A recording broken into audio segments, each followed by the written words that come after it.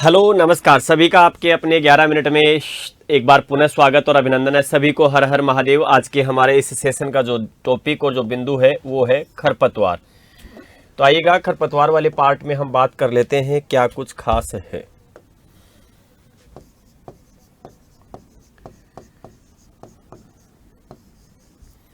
यानी कि वीड।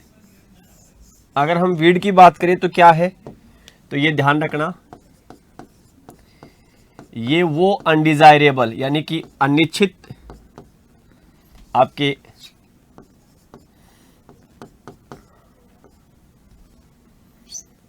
ये वो अनिश्चित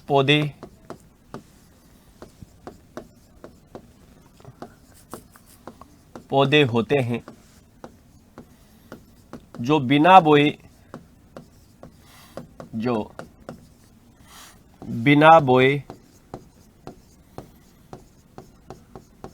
उगते हैं तथा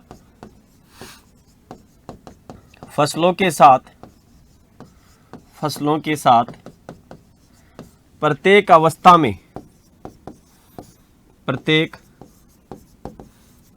में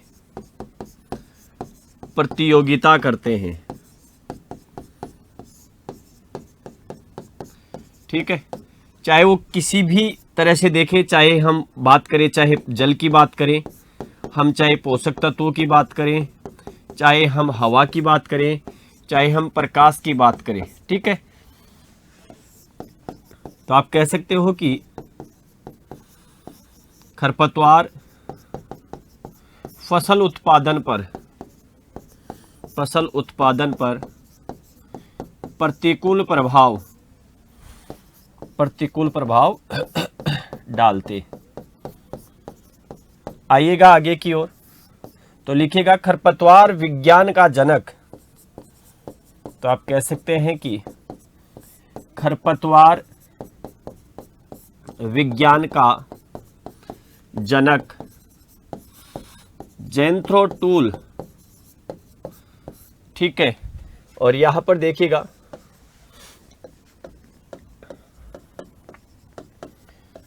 खरपतवार का उल्लेख सर्वप्रथम triple H horse hoeing husbandry में किया। पुस्तक किसने लिखी थी? तो पुस्तक ज़ेंथ्रोटूल ने लिखी थी। आगे देखो बेटा, अगर हम बात करें तो यहां पर देखिएगा खरपतवार अनुसंधान निदेशालय। तो ये कहाँ है? ये है जबलपुर, मध्य प्रदेश। राजस्थान में अगर खरपतवार का आपके जिसको कह सकते हैं संग्रहण केंद्र कहाँ है, तो ये देखिएगा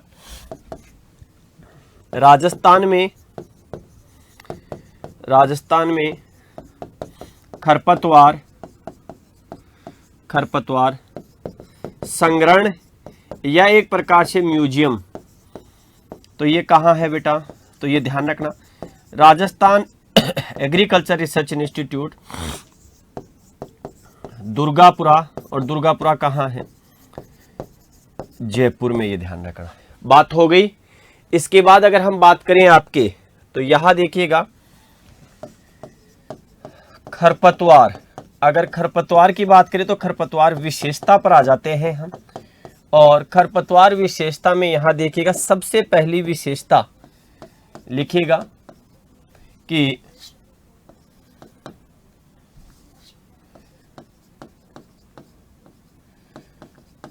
खरपतवारों की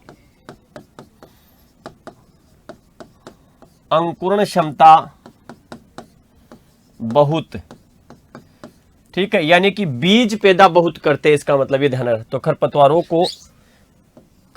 की अंकुरण क्षमता बहुत, इसका मतलब यहां पर मेरा तात्पर्य है कि खरपतवार बहुत बीज पैदा करते हैं। जैसे अगर आप देखेंगे तो यहां पर देखिएगा आपके जो एमरेंथस विरिडस है, जंगली चौलाई, तो एमरेंथस विरिडस, तो ये आपके क्या है, जंगली चौलाई।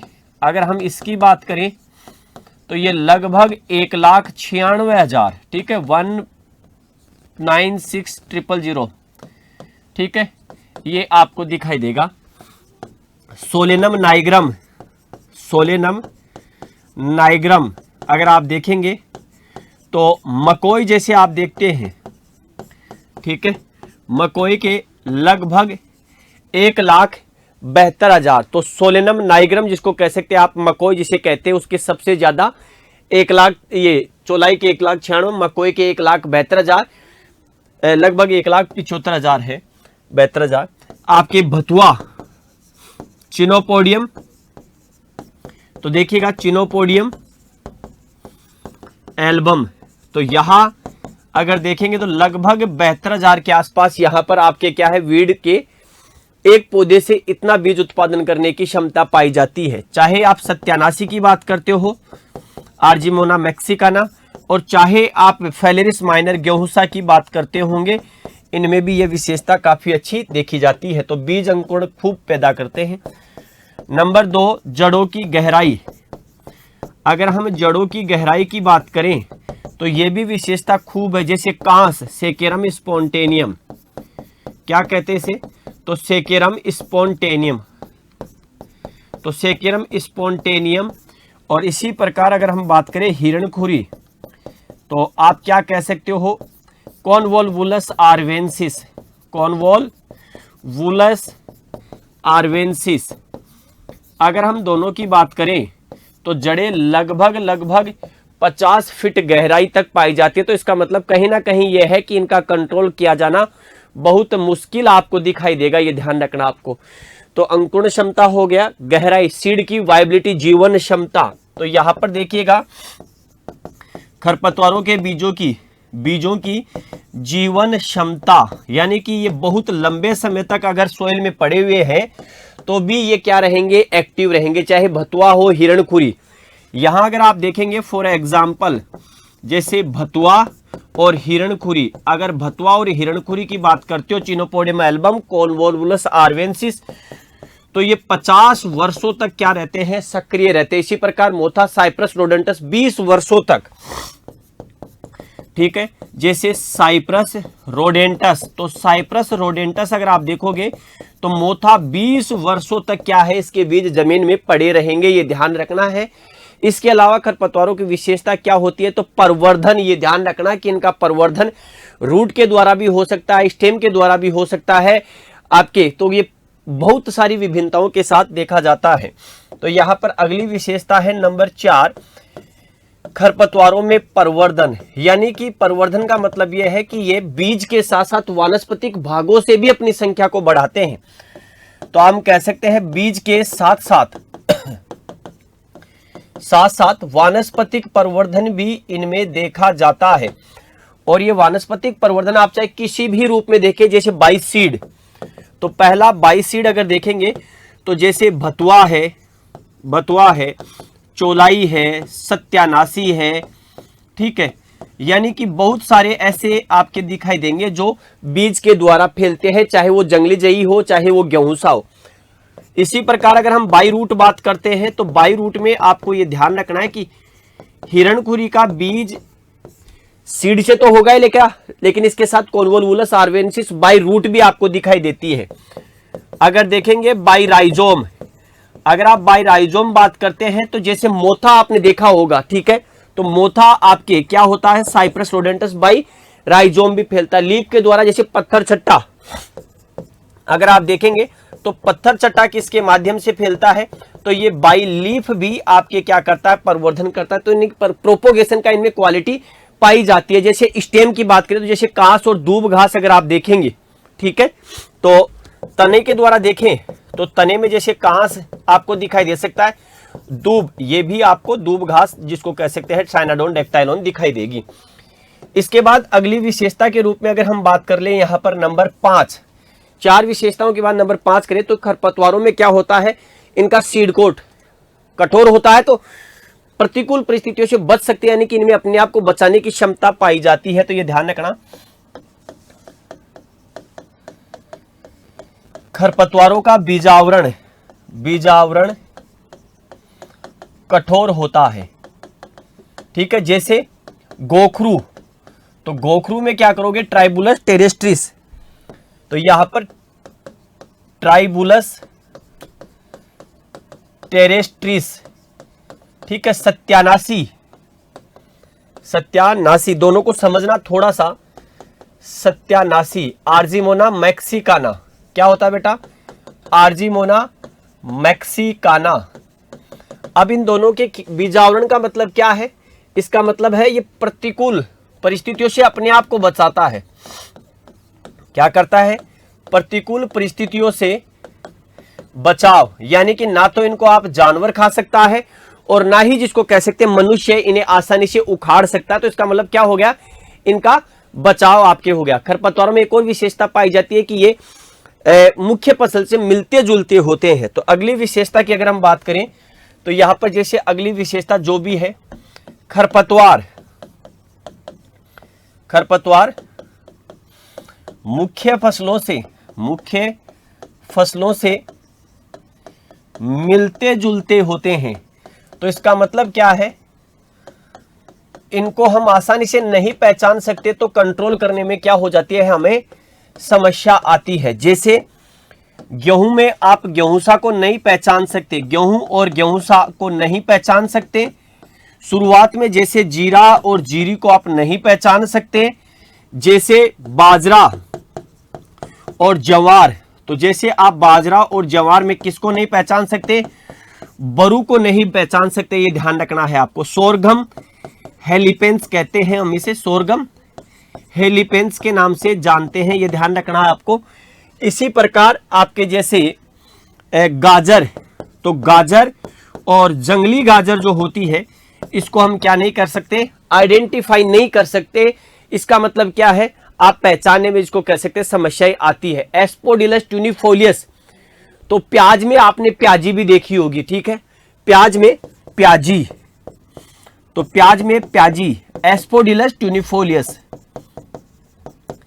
एस्पोडिलस ट्यूनिफोलियस, तो ये भी आपको क्या दिखाई देगी, देखने को मिलेगा। तो यानी कि वेजिटेटिव रूप से आपके मिलते जुलते हैं, ये ध्यान रखना। खरपतवारों में जिसको कह सकते हैं फैलाव शीघ्र पाया जाता है, तो प्रकीर्णन भी शीघ्र होता है, ठीक है। तो ये भी ध्यान रखना कि खरपतवारों में प्रकीर्णन, ये विशेषताओं की बात कर रहे हैं। तो प्रकीर्णन जैसे हवा के द्वारा होता है, जैसे आग पानी के द्वारा, जैसे आपका जो ये होता है ना, पानी के द्वारा जो होता है, पानी के द्वारा जो अभी दिमाग से निकल गया आपके, पानी के द्वारा भी आपके क्या होता है, अभी आ जाएगा। तो पानी के माध्यम से भी आपके बह करके इसके सीड जो है ट्रांसफर होते रहते। तो खरपतवारों में विशेषता होती है, ये ध्यान रखना है आपके। हवा के जिसको कह सकते हैं आग के बीज इतने हल्के होते हैं कि वो किसके द्वारा बह करके चले जाते, हवा से एक जगह से दूसरी जगह जिसको कह सकते हैं। पानी के द्वारा जैसे आपके क्या होगा, एक जलकुंभी है कायनात जिसको कह सकते हैं, ये भी आपको दिखाई देगी, बस ये ध्यान रखना आपको। तो अगली विशेषता की बात करें हम, इसके बाद में जो विशेषता है वो विशेषता देख लीजिएगा। आपके खरपतवारों में कुछ हानियां हैं। अगर हम हानियों की बात करें खरपतवारों में कि क्या क्या हानि है, तो फटाक से देखो, कुछ रोग है जिनको, जैसे गेहूं में होने वाली रस्ट, चाहे ये रस्ट कोई सी भी हो, येलो हो, चाहे ये ब्राउन हो, और चाहे ये आपके ब्लैक हो, इसका जो होस्ट होता है उसको कौन, जंगली जई जिसको कह सकते क्या करती है, अपने यहां पर आश्रय देती है, ये ध्यान रखना आपको। तो ये खरपतवार क्या हो गया, आश्रय। जैसे मक्का पर क्या होता है, तो ये मक्का पर आपको ध्यान रखना है कि मक्का पर अगर आप देखेंगे तो डाउनी मिल्ड्यू, ठीक है, मक्का में क्या होता है, डाउनी मिल्ड्यू। और डाउनी मिल्ड्यू का जो आपके पैथोजन है, ये कौन से वीड पर अपना आश्रय लेता है, तो अगर आपने सुना होगा कांस सेकेरम स्पॉन्टेनियम, तो ये क्या है, होस्ट वीड के रूप में जाने जाते हैं, ये ध्यान रखना। जैसे आपने देखा होगा कद्दू वर्गीय, तो कद्दू वर्गीय में लगने वाली एफिड कहां, हिरणखुरी में दिखाई देती है, ये ध्यान रखना आपको। तो कद्दू वर्गीय जो सब्जियां हैं, उन कद्दू वर्गीय सब्जियों में क्या होती है, आपके एफिड होता है। और ये एफिड कहां पर, तो ये एफिड हिरणखुरी पर आपको देखने को मिलेगा। जैसे बाजरा, बाजरे में अर्घट होता है ना, तो बाजरे में अर्घट, और बाजरा का जो अर्घट है वो कहां, इसका पैथोजन क्लेविसेप्स फ्यूजिफोर्मेसिस कहां दिखाई देगा, तो ये आपको नजर आएगा अंजन घास जो होती है, उस अंजन घास में क्या होगा, आपको देखने को मिलेगा। इसके साथ में ही मानव स्वास्थ्य को भी क्या करते हैं, ये हानि पहुंचाते हैं। तो ये भी आपको ध्यान रखना है, मानव स्वास्थ्य को हानि पहुंचाएंगे, मानव स्वास्थ्य, साथ में ही पशुओं के स्वास्थ्य और पशु उत्पाद, तो पशु उत्पादों में भी आपको प्रभावित करते हैं। मुख्य चीज क्या है कि खरपतवार, याद रखिएगा, खरपतवार फसल उत्पादन में, फसल उत्पादन में आपके लगभग, जिसको कह सकते हैं 33% तक गिरावट पैदा करते हैं। तो ये हमने आज के इस सेशन में बात की है कि जो आपके वीड जो है उनकी हानि क्या क्या है। आपके क्रॉप के प्रोडक्शन में भी हानि है और उसकी क्वालिटी में भी, क्वांटिटी एंड क्वालिटी दोनों को प्रभावित करता है। तो ये हमारा आज का 11 मिनट का शो था। कैसा लगा? आप भी अगर इस 11 मिनट के शो में कुछ पढ़ना चाहते हैं तो कमेंट बॉक्स में अपनी लिस्ट बना करके शेयर कर सकते हैं कि ये टॉपिक्स हमें पढ़ने हैं, उनका जिक्र हम आगे आने वाले समय में करेंगे। क्लास अगर अच्छी लगी हो तो जरूर क्लास को लाइक और शेयर कीजिएगा। तो आज के लिए इतना ही। सभी विद्यार्थियों को हर हर महादेव।